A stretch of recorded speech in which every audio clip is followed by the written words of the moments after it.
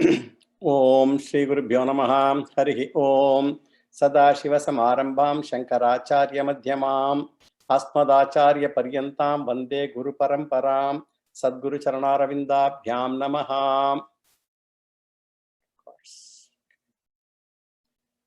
जिज्ञासाधिकरणम् अथातो ब्रह्म जिज्ञासा जन्माद्यतिकरणम् जन्माद्यस्य यतः शास्त्रयोनित्वाधिकरणम् शास्त्रयोनित्वात् समन्वयाधिकरणम् तत्व समन्वयात् चैप्टर 1 सेक्शन 3 पादा 3 द्युब्बादधिकरणम् द्युब्बात्यायतनं स्वशब्दात् मुक्तोपसृप्य व्यपदेशात् न अनुमानम् अदच्छब्दात् प्राणभृच्छ भेदव्यपदेशात् प्रकरणात् स्थित्यदानाभ्यां च भूमाधिकरणं भूमा संप्रसादात् अत्युपदेशात् धर्मोपपत्तेश्च अक्षराधिकरणम् अक्षरम् अम्बरान्तधृतेः सा च प्रशासनात् अन्यभाव व्यावृत्तेश्च ईक्षति कर्म व्यपदेशाधिकरणम् ईक्षति कर्म व्यपदेशात् सह दहराधिकरणम् दहर उत्तरेभ्यः गतिशब्दाभ्यां तथा हि दृष्टं लिङ्गञ्च धृतेश्च महिम्नः अस्य अस्मिन् उपलब्धेः प्रसिद्धेश्च इतर परामर्शात् स इति चेत् नासंभवति उत्तराच्चेत् आविर्भूत स्वरूपस्थु. So we have been seeing the 13th sutra of the third pada of first chapter, 82nd running Brahma Sutra. This is Daharahadikaranam. And as we saw yesterday, the teaching by Prajapati to Indra and Virochana is given in the 8th chapter of Chandogya Upanishad, 7th section. And the 4th mantra there talks about Atma as Akshi Purushaha, that which is seen in the eyes of the self. Now Acharya gives two reasons in his Bhashyam to establish that Akshi Purusha is Akshi Sakshi, Stula Sharira, etc. Sakshi only. So the reason one is, we say that as we ask the Purva Pakshi to read the mantra again, because many times he doesn't read it completely and gives conclusions.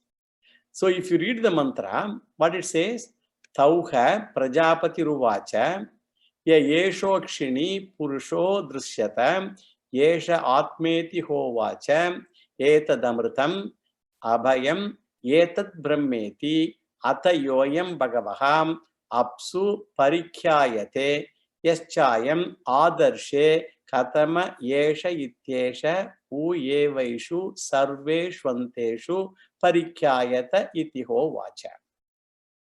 Daharakasha is the waker, and this waker is Amritam. It is immortal, Abhayam, ever secure.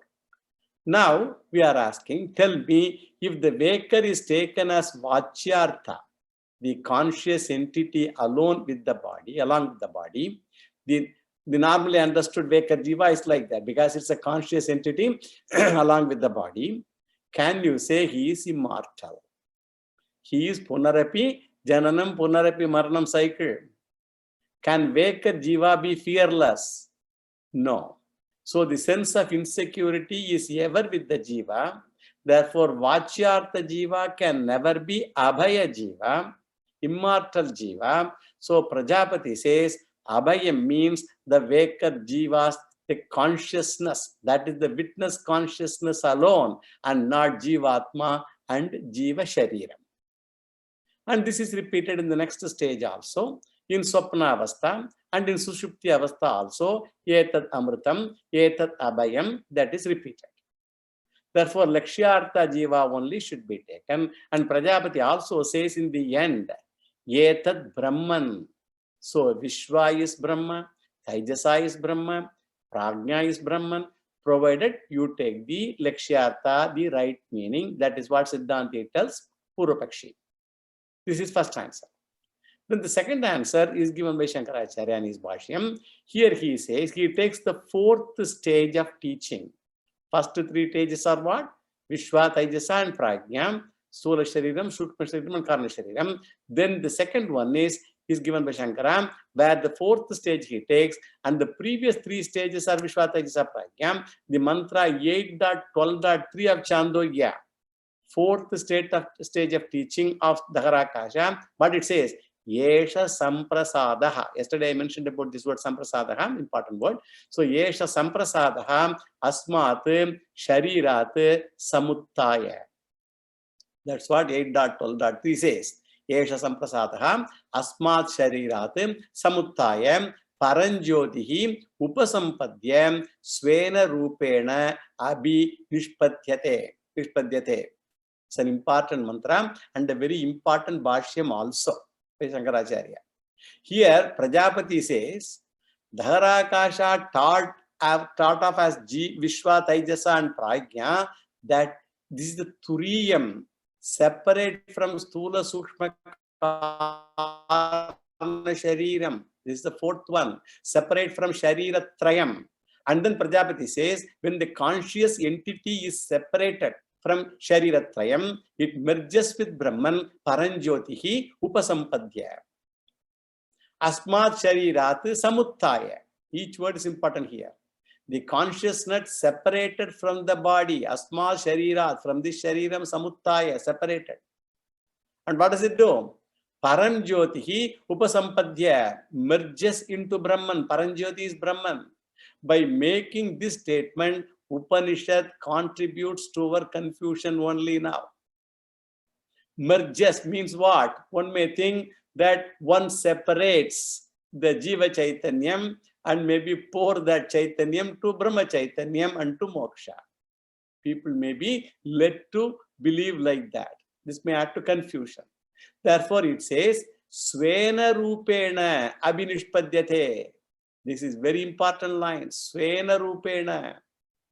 Based on this line only, the Advaita teaching is also centered here. Many corollaries of Advaita are due to this particular statement. Svena Rupena Abhinishpadyate.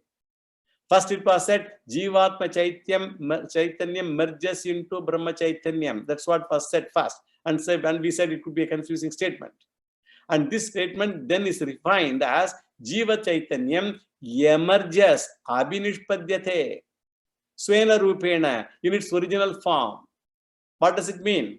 The Jivatma, in its original nature, is Paramatma only. So, the fourth stage, the original natured Jivatma is talked about. Original natured Jivatma means what? Paramatma only. Original nature of Jivatma is Paramatma only. So, the original natured Jivatma is talked about. That is the Lakshyartha Jivatma, not the Vachyartha Jivatma, literal meaning. In the fourth stage. Now the Purvapakshi may say, in the fourth stage, original nature Jivatma is talked about, understand. Okay, no problem. But what about the first three states? It may be Jivatma. Further, Shankaracharya says, in each stage, Prajapati says, he says in each stage, I am teaching you the same Daharakasha. In each state, Vishwa, Taijasa, Prajna, in each state, Jagra, Swapna Avastha and Sushupti Avastha, he says, I am teaching you same Daharakasha. Who says? Prajapati. That is Yetam tu Yeva Bhuyaha Anuvyakyashyami. That's what he says. Anuvyakyashyami. I am not talking about two different topics, but only the same topic. Therefore, the first stage, three stages are also the same alone. And Shankaracharya argues, if the fourth stage talks about Lakshyartha Jivatma, then the first three stages also should be talking about the same Lakshyartha Jivatma alone. And what is the logic for this? Because in each stage, Prajapati repeats the same thing. Yetam tu eva bhuyaha vyakyasyami. Again, this is the statement, second statement. This argument Shankaracharya gives. So that is all the four stages must be talking about the Lakshyartha only, Lakshyartha Jivatma only. Therefore, the second argument and the second stage and the third stage also. So he comes to fourth stage and then argues the previous three stages. Therefore, the conclusion is what? In all the four stages, what are the four stages? Vishwa, Taijasa, Prajna of these three Shariratrayam, and also the fourth stage here. So, Lakshyartha Jivatma alone is talked about, which is identical with Paramatma. Therefore, Daharakasha is Paramatma only. Then the Purva Pakshi comes with another objection. He says, I am not worried of the fourth stage, but I am worried about the three stages only, first three stages only. It looks redundant, but he says that Prajapati makes it clear that Prajapati hints of the fact that the same topic is discussed at all stages. At the end of the 8th, 9th, 10th, and the 12th sections, the mantra says the same topic that is discussed, which means that whatever is discussed in the fourth stage, which is non-controversial, is alone discussed in the first three stages also. It means the first three stages are also Vishwa, Taijasa, and Prajna, all of them same Paramatma only, that is discussed. And similarly, in the fourth stage also, so this is possible only if you take the Lakshyartha Jiva, Lakshyartha Jivatma, which is equal to Paramatma. So the objection is based on what? The 8.12.3, that mantra of Chandogya, 8th chapter, 12th section, 3rd mantra, which we saw earlier. Eva Mevaisha Samprasadaha. I told this Samprasada word is important. Asma Shariratim Samuttaya Paranjyotihi Upasampadya Swena Rupena Abhinishpatyate. Sa Uttama Purushaha Sa Tatram Paryeti Jashat Kridan Ramamanaha Stribirvam Yanairvam Nyatibirvam Nopajanagum Smaranti Smaran Idagum Shariram Sa Yata Prayogya Acharane Prayogya Acharane Yukta Eva Mevayam Aspin Sharire Pranam Prano Yuktaha. When Vishwa, Taijasa, and Prajna comes out of the body, it merges and becomes one with the Paranjyotihi, and it emerges out in its Brahmaswarupam. Paranjyotihi Upasampadya. A very confusing statement it is. Jiva gets out of the three Sharirams is one confusion, and it gets merges with Paramatma is another confusion. So Purva Paksha asks the question, you say Brahman is the very nature of Jivatma, and the nature is that which obtains and all the time. So Swabhavam or Swarupam is that which is never lost, which is always there. So emerging in its original form is a contradiction for that. Only when some impurity is there, and after removing the impurity, the Atma gets its original form, that we can accept. But it cannot emerge out of original form, and it is not even covered by impurity, because Asangam Brahman cannot have any impurity. How there can be impurity in Brahman? The question is, what is the meaning of emerging out in Brahman form? What does it mean? That is his question. And what process is that? According to you, there is no process involved. It is not an end product of any process. That is the question of emerging out. This is the question who says? Purva Pakshi says. And Shankaracharya says, emergence in the form of Brahman, merging with Brahman, and all those things are not actual event taking place anytime, anywhere. Jivatma was Paramatma, Paramatma was Jivatma, and will be Paramatma only.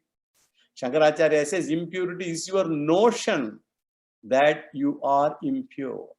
There is no impurity other than the notion that I am impure.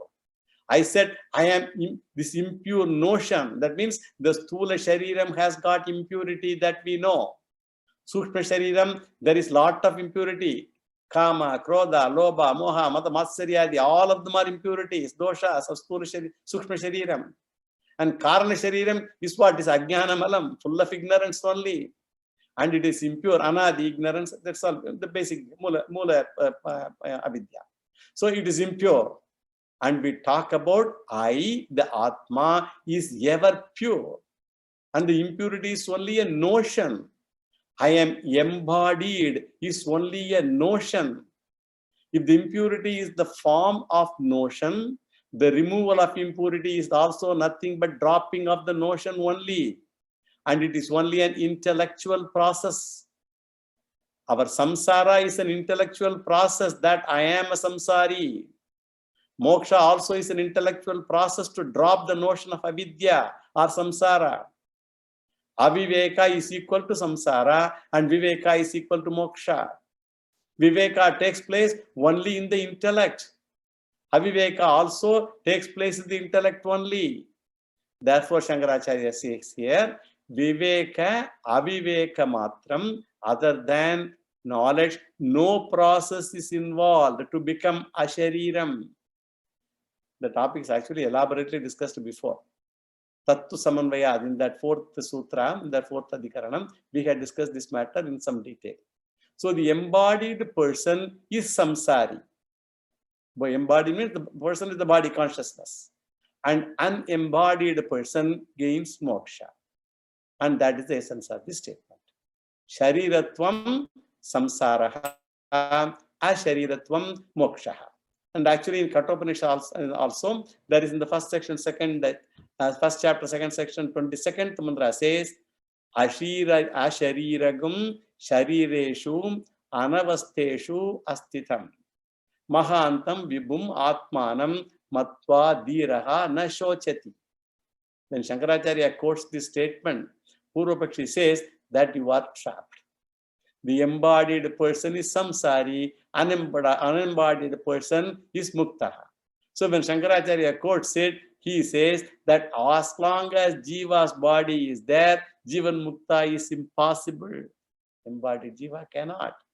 He says, now it is sadeha, with the body. And that is why you talk about viveka, you gain it. You gain viveka and all you say.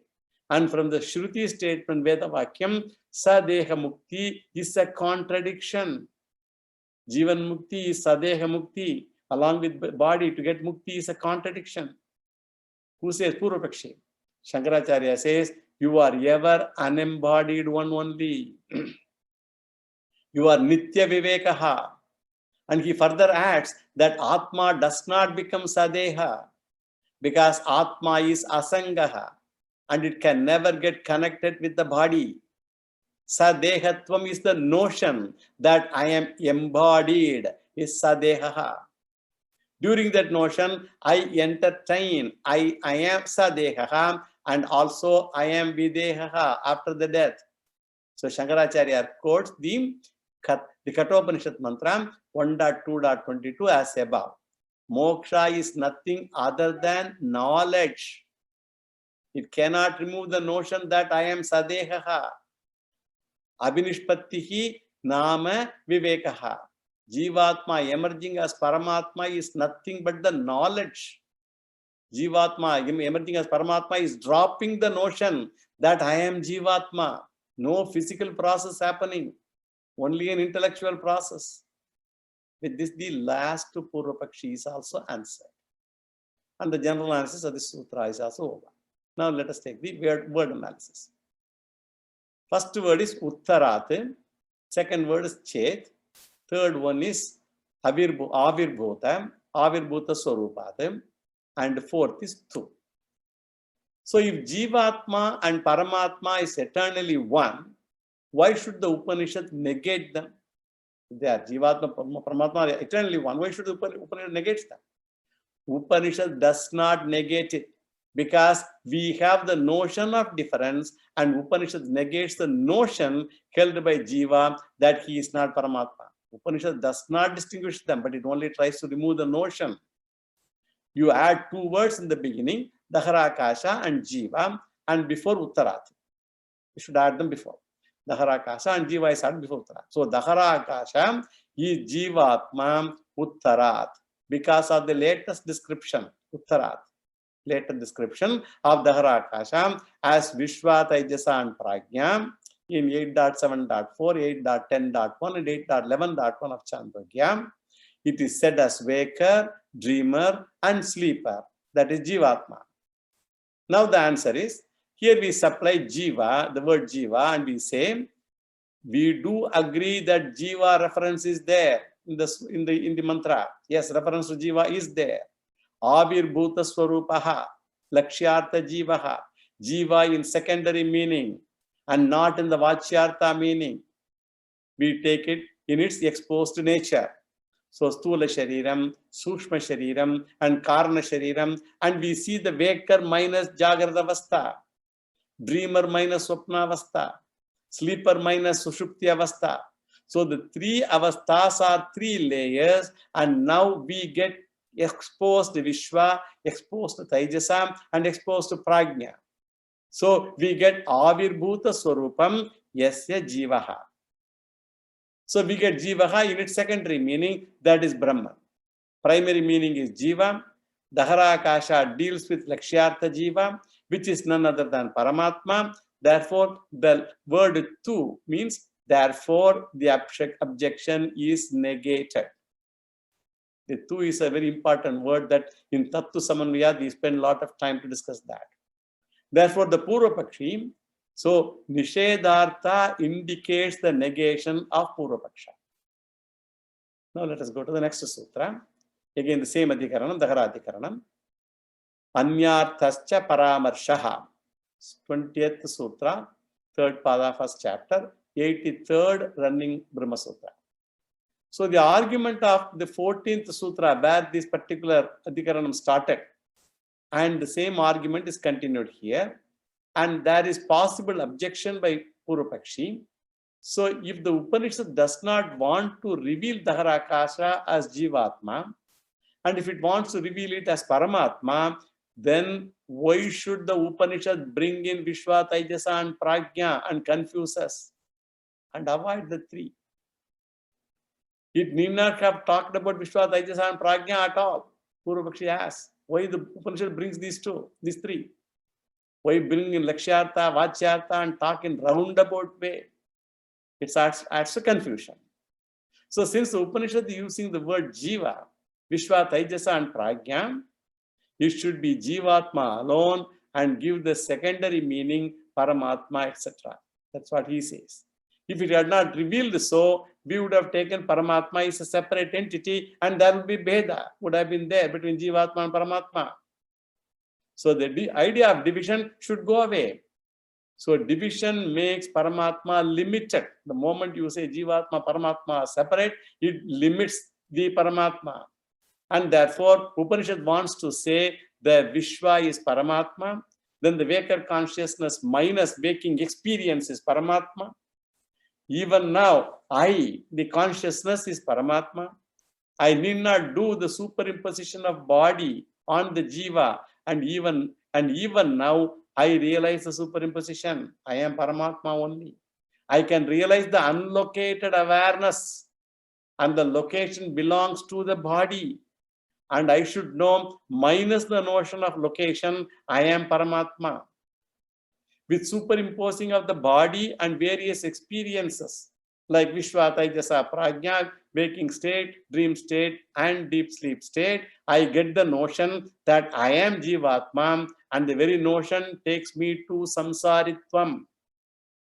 Once the notion of the body and its various experiences are dropped, I feel my very nature, the very Swarupam, which is nothing but Paramatma Swarupam, Paramatma status.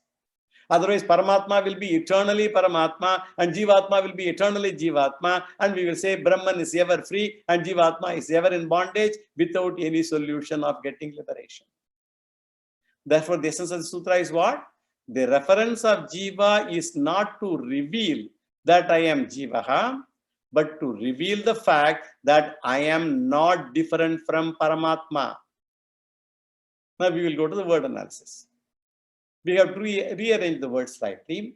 Anyarthascha Paramarshaha is the sutra. We will make it as Paramarshaha Anyarthascha. Paramarsha means reference to Daharakasha as Jivatma in Chandogya Upanishad. All the mantras 8.3.4, 8.7.4, 8.10.1, 8.11.1, 8.12.3 everywhere. So even the word Jiva is not said in these mantras, but indirectly as Akshi Purushaha, Swapna Purushaha, Sushupti Purushaha, Samprasadaha, all these words, instead of directly saying Jiva, the Upanishad started to use all these words. Therefore, Daharakasha is referred to as Jiva in different words, and mainly here the word Samprasada is kept in mind. So, Samprasadatvena Jiva Paramarshaha. Then Anyarthaha. It is meant for some other purpose. Anyarthaha. It is meant for some other purpose only, which means it is not the purpose that you mention, other than the purpose that Purvapakshi thinks. It is not the Purvapakshi's purpose. Purvapakshi thinks that it is to show that Daharakasha is Jiva. But according to Siddhanti, it means that Daharakasha is Brahman, which is not different from the purified Jiva, the notion dropped Jiva, the enlightened Jiva, Jnani Jiva. So simply put, Jiva Brahma Bheda Nirashanartha. So Upanishad wants to negate the difference between Jivatma and Paramatma. If they are eternally one, why should you do that? The Upanishad does not negate for the benefit of the Upanishad. But unfortunately, we have the notion of difference, and therefore Upanishad negates the notional difference. Our notional difference, which is in the mind of the Jiva. And therefore, it negates the notion of difference between Jivatma and Paramatma. Swami Dayananda very beautifully says that equation, you take an equation. Equation can never be between explicitly equal things. Sometimes we don't think along these lines. Equation can never be between explicitly equal things. Equation cannot be between clearly different things. Equation cannot, because for example, if you say 8 is equal to 8, it's not an equation because it is explicitly equal. And if you say 8 is equal to 9, it's not an equation also because they are different. So what is the condition for equation now? The condition for equation is the two things should be equal, but not explicitly equal. There must be a seeming difference. Like what? 5 plus 3 is equal to 9 minus 1. It is not explicitly different because the left hand side we have 5 and 3. On the right hand side you have 9 and 1. And left hand side you got a plus, right hand side you got a minus. Therefore, seemingly they are different, but essentially they are one. There's a seeming difference, but essentially they are one. Similarly, between Jivatma and Paramatma, there is an Aupadika Bedaha. Upadi Beda only is there. Vachyartha Beda. There is seeming difference. Jiva is superimposed by Upadis, while the other is not. Paramatma is not. Therefore, Upanishad has to reveal the Aikyam, and therefore only Jiva has been brought here, not for any other reason. Therefore, cha, the word cha is in the sense of however here, not just and, however. So we also did split Anyartha. The Anyartha also has to be split. The Anya means other, another, and Artha means purpose. So another purpose. Another purpose means other than the Purvapakshi's purpose. Therefore, the Jiva is Paramarsha, is for a purpose. Other than the Purvapakshi's purpose, it is for Beda Nirasartham. To remove the Beda. Then the next and the last sutra, Adhikaranam, we will read. Alpashruteriti chet taduktam. 21st sutra, third pada, first chapter, and 84th Brahma Sutra, last sutra of Daharadhikarana. So one more objection is being negated here in this sutra. First, let us do the general analysis as usual. It's a simple sutra. The discussion of mantra 8.1.1 of Chandogya, where Daharakasha the small space obtaining in the heart is discussed. So what was that mantra? Atam yeditam asmin brahmapure daharam pundarikam veshma daharosmin antarakashaham tasmin edantaham tadanveshtavyam tadvava vijignasitavyam iti. This mantra we read also earlier because we discussed this mantra in another context. Here the Purva-Pakshi's objection is what? Daharakasha is Brahman is very evidently contradictory according to Purva-Pakshi. The word Dahara or Dahra, Dahram vipapam paramesh, Dahra, so Dahara and Dahra both are same only. Alpaha, Dahra means Alpaha. Brahman means infinite or Mahat. So Dahara is Alpaha, Brahman is infinite or Mahat. So you, the Siddhanti, you say that Alpa Akasha is Param Brahma. That is Parichinna Akasha, limited Akasha is Aparichinnam Brahma, unlimited Brahman. So Daharatva, Mahatva Yoho, Paraspara Viruddhatvat. There is difference between them. One is very small, Alpam, another is Mahate. On the other hand, if you take a Jiva, there are several descriptions here for a Jiva. Jiva is described as a small thing, Alpagyaha, Alpashaktiman. Like a grain also, they said, all the examples. Shamaka, Dehem, so Shamaka, Dehevam, Vriherva, Yavova, all those grains of the size of that only. Jiva was described. Therefore, small Akasha can be a small Jiva. How can it be Brahman? That is Purva-Pakshi's question. Therefore, Alpashrutehe iti chet. And Vyasacharya, he says, we have already answered these questions before itself. Still, I am going to remind you. Alpashruteriti chet, that is Purva-Paksha part. Alpashruteriti chet, in this particular mantra, sutra, Purva-Pakshi's part is that much. Taduktam is Siddhanti's argument. Taduktam is the later part. We have answered this question. Answer is given where? 1.2.7 of Brihadaranyaka Brahma Sutra itself. We have already seen that. In the first chapter, second padam, seventh mantra. Arba kaukastvat tad epadeshacham neti chet na nichayatvat evam vyomavaccha. Seventh sutra, second section, first chapter. 38th running Brahma Sutra. There itself, the answer is given. He says, we have seen Brahman as Manomaya, resides in the heart. All this Manomaya Kosha, Pranamaya Kosha, all that thing we should remember. So Brahman as Manomaya resides in the heart. Daharam and Alpakam are not synonymous. Since Manomaya is within the heart, how can we say Brahman is in the heart when it is all pervasive? This argument we already went through earlier. Then Alpam, when it is said very small, so here the Brahman is within the heart. That is what is said. And what we say, we correct the statement as Brahman is within the heart also. That is, Brahman is everywhere and Brahman is within the heart also. Even though Brahman has no location and Brahman is all pervading, and the scriptures prescribe location for Brahman for what? For the purpose of Upasana alone. Brahman is located in the heart for the purpose of puja, meditation, for all those things only. So Daharatvam is superimposed for the purpose of dhyana and meditation and to perform puja, in the absence of which it is difficult to perform a puja. Just only without having any alambara, symbol, linga. So the word Vishnu means all pervading, correct? That Vishnu I worship where? In a small Shaligrama. And even when I worship, I know Vishnu is all pervading. So also, Daharakasha means small Akasha in the heart.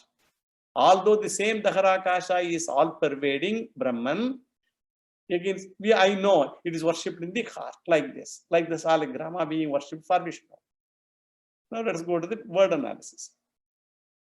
Alpashrutehe iti chet tad and uktam. These are the words. Alpashrutehe, one word, iti chet tad and uktam.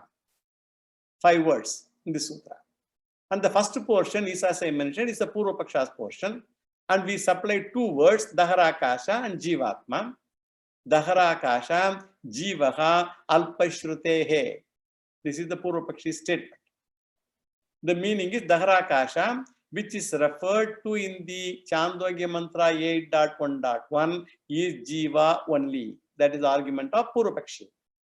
Alpashrutehe means because of the smallness of Akasha in the Shruti. Word Alpa does not occur in Chandogya Upanishad, but word Dahara is mentioned in the Upanishad. You have to understand that. There is no word Alpa in Chandogya. So that Jiva is small, that is understood and accepted by all. Iti chet. Suppose such an objection is raised, and then Tat Uktam, answer to that objection. Vyasacharya himself has already given the answer in the Sutra 1.2.7. Smallness is superimposed for the purpose of upasana, invocation, meditation. Daharakasha is neither Akasha nor Jivatma, but it is Paramatma himself, or itself, whatever it is. Now let us see the conclusion. So if you remember the 5 factors, Vishayaha, Samshaya, Purvapaksha, Siddhanta, and Sangati, all 5 factors. Vishayaha is the subject matter, that is the small space within the heart, where it is given 8.1.1 of Chandogya, referred to by as Daharakasha. The doubt is whether the small space mentioned above refers to Bhutakasha or Jivatma or Paramatma. And what is the Purvapaksha? Purvapaksha A, number 1 is Akasha is primarily Bhutakasha, only elemental Akasha. Second is the later description of Atma, Vishva, Taijasa and Prajna, Atma, all those, they refer to Jivatma only, that is the basis. And the third one is Paramatma. And Siddhanta's basis what? Which we have explained already. So Upanishad very heavily supports us, that is the Purvapaksha supports that it refers to Bhutakasha and Jivatma. Siddhanta says Daharakasha is Paramatma, which is the conclusion. Then 5th is the Sangati. With respect to this, we say it is occurring in the proper place only. So this Adhikaranam deals with Upasyam Brahman only. We have to also understand each Adhikaranam, does it talk the Nirgunam Brahman or Upasyam Brahman? See, it's Upasyam Brahman only. It has nothing to do with Jnanam, not Jnayam Brahman. It is Dahara Upasana only. And before going to the next Adhikaranam, let us discuss another topic also here, incidental topic, which Shankaracharya discusses in the Bhashya.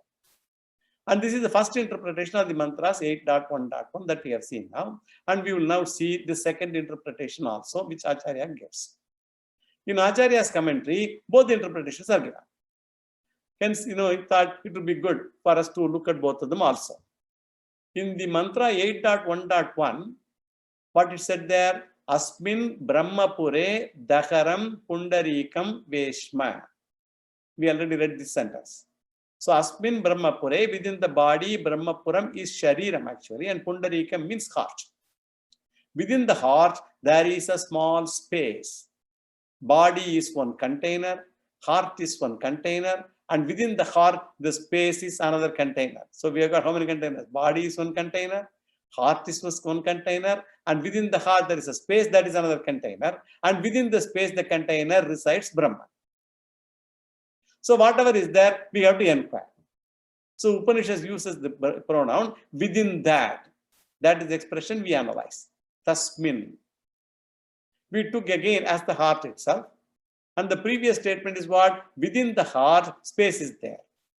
And whatever space is there, you should inquire into. So the object of inquiry is the space within the heart. And the second interpretation is what? Whatever is within the space, we should inquire. One is you inquire the space within the heart. Another is whatever is inside the space, you inquire. That's the second interpretation. So the object of inquiry is not the space, and within the space, whatever is there, you should inquire into.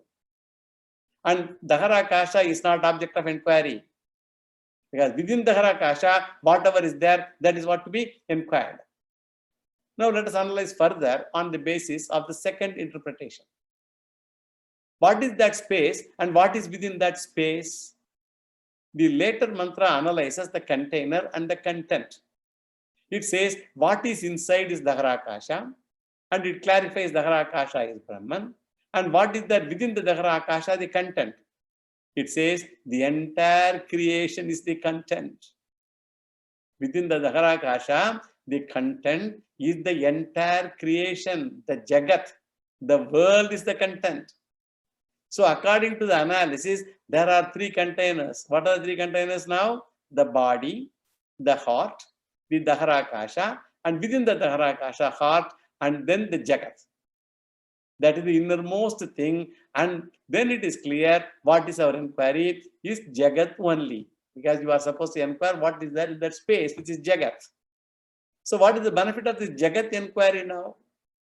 The second problem is, everywhere Upanishad talks about inquiry about Brahman, and now why should Jagat need to be inquired? During the body analysis, we said Brahman is the object of inquiry. While talking about Uttarebhya, and in that sutra we said, we have said the Brahman is the object of inquiry. And within Brahman, Jagat is there. And the mantra talks of Jagat, Anveshanam, Anveshtavyam, all that we saw. So why do you interpret it as Brahman inquiry? Shankaracharya says that Jagat Anveshtavyam, when the Upanishad says Sadharam Jagat Anveshtavyam. Sadharam means Sadharam. Sadharam Jagat Anveshtavyam. You should inquire into the world along with the content. The first container you need not inquire. Second content you need not inquire. And Upanishad says that the third container is inquired. And Tad is interpreted as Ubhayam, both. So Upanishad prescribes the inquiry of the world along with Brahman. And Shankaracharya manages to inquire Brahman as the object of inquiry, and he talks about Jagat inquiry. And why do we say Jagat inquiry along with something? He says, I have Shruti support and logical support. He has the Shruti support where? In Chandogya 8.1.6. The one who knows Atma attains everything. Tadyateha karmajito lokaha kshiyate evameva amutra punyajito lokaha kshiyate tadya ihatmanam anuvidya prajantyedakrischam satyakamagum steshagum sarveshu lokeshu akamacharaha bhavati. Ataya ihatmanagum anuvidyam prajanti. So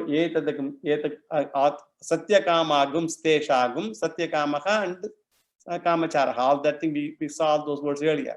Sarveshu lokeshu kamacharo bhavati. The Upanishad talks about Atma and the desires within. Atma refers to container, and the Jiva, Kasha and desires are the entire universe.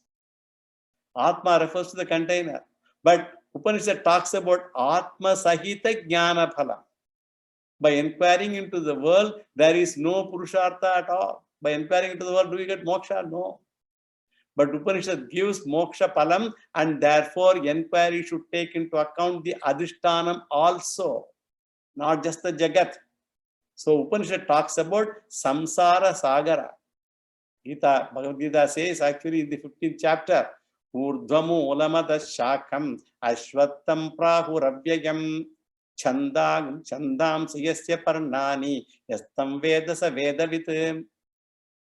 They all talk about the imperishable Advaitam as having roots, the people tree having roots above and the branches below.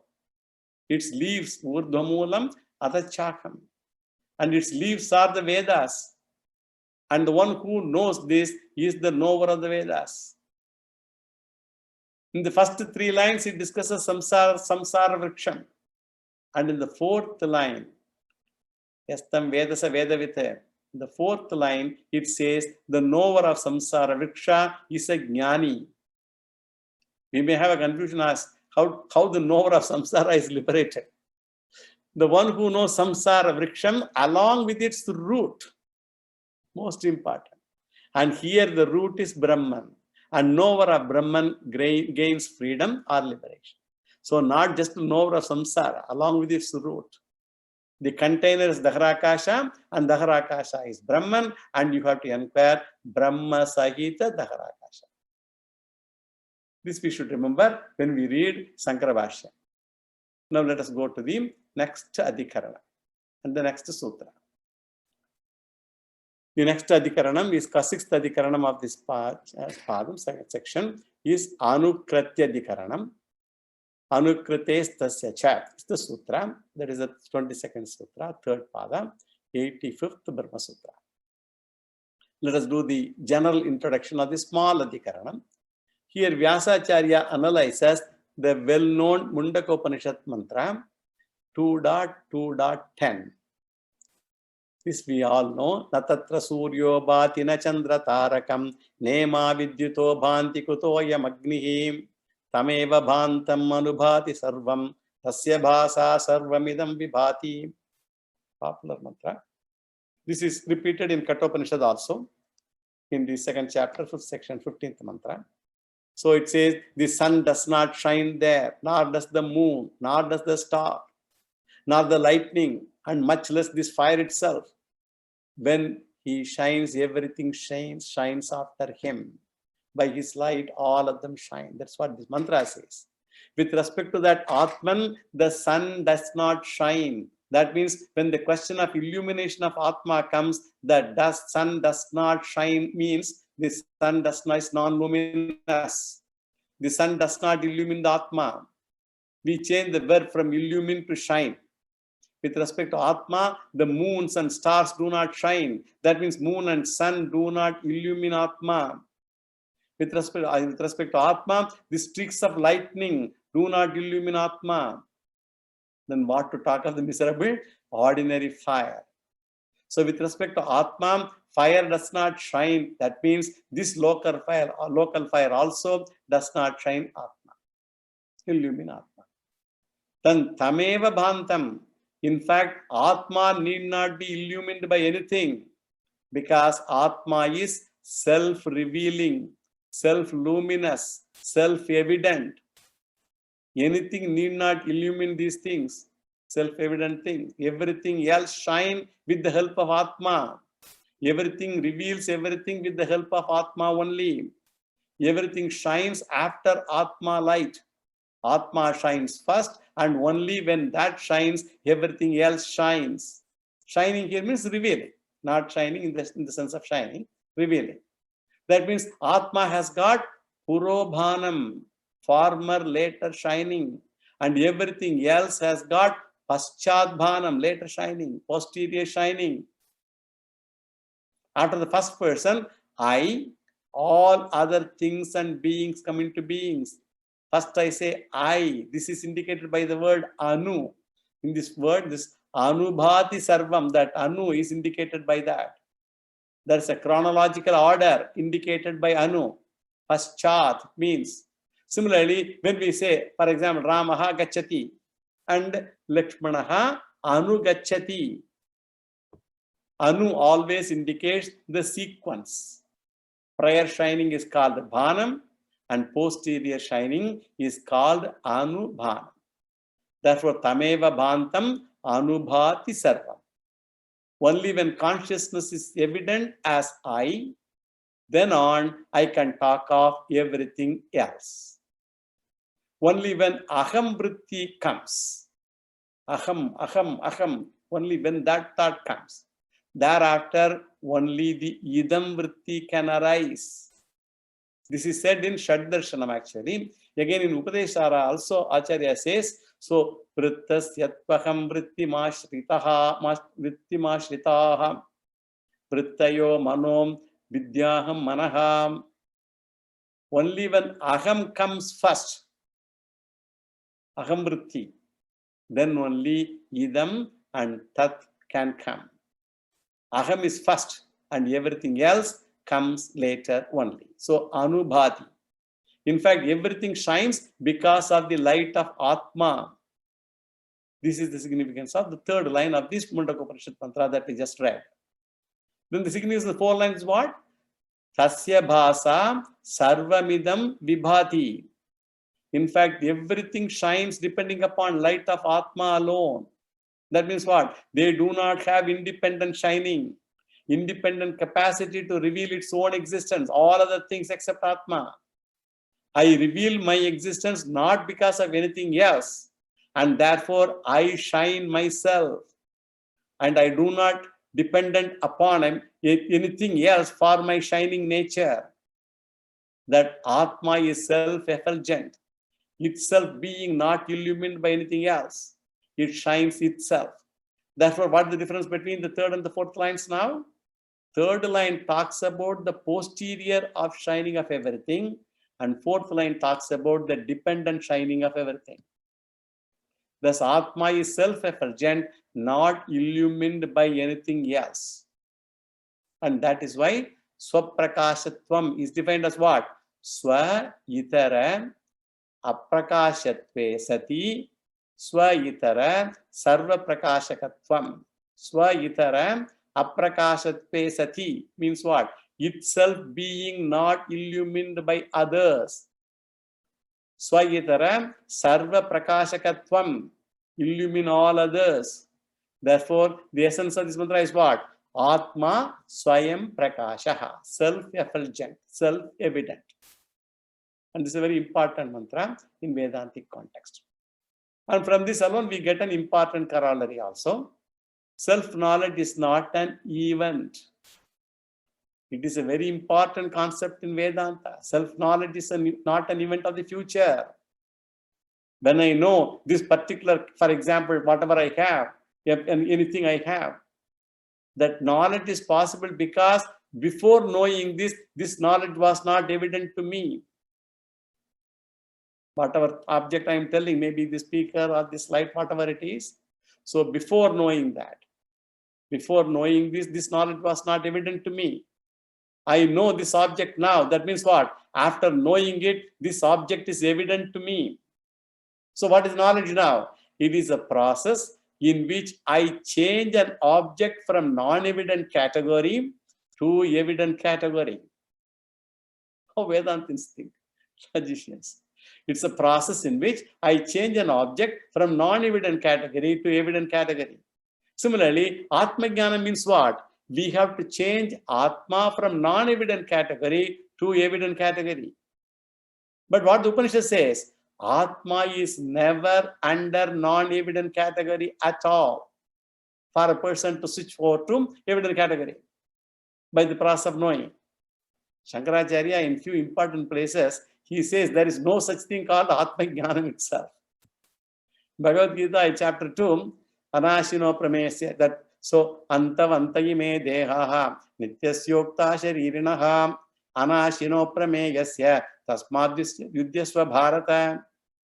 And also in the 18th chapter, Bhaktya mamipi janati yavan dischasmi tattvataha tato mam tattvato jnatvam nishate tadanantaram.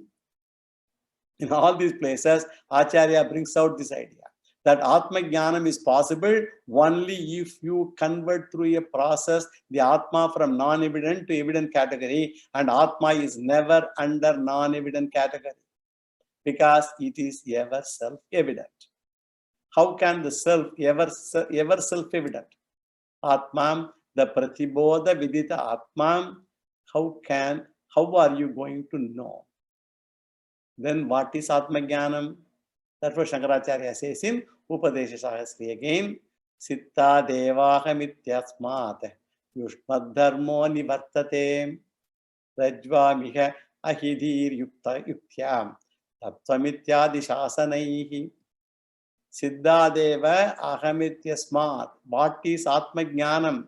Shankaracharya says, Atma Jnanam is the negation of superimposed limitations from the ever-evident I. Siddhadeva ahamityasmat. It's already Siddham. Brahman is evident as I, Aham, Aham, Aham. But upon that ever-evident I, Brahman, just as an elephant throws dust on its own dark body, we also, like the dark tamasic elephant, throw attribute dust. And we don't stop with I am, And if somebody asks you who you are, instead of just only saying I am and stopping, we say I am, give a big biodata. I am a man, I am a woman, I am this, I am that, all that we say, all attributes. I am MA, I am PhD, I am doctor, I am engineer, all that. We think biodata is our glory.